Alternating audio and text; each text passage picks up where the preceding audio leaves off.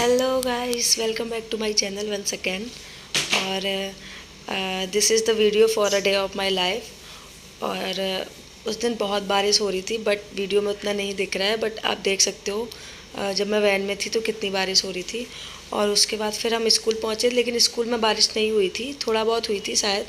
और उस दिन मौसम बहुत अच्छा हो रहा था और मेरा मन कर रहा था कि मैं बच्चों को लेकर ग्राउंड में जाऊँ, और मैं गई भी थी खेलने के लिए, क्योंकि उनका गेम का पीरियड होता है। और फिर जब मैं क्लास में पहुंची तो कुछ बच्चे आ गए थे पहले से, और ये बच्चे ना मेरे से इतना कनेक्ट हैं, जैसे ही मैं क्लास में जाती हूँ वो मेरे को डराने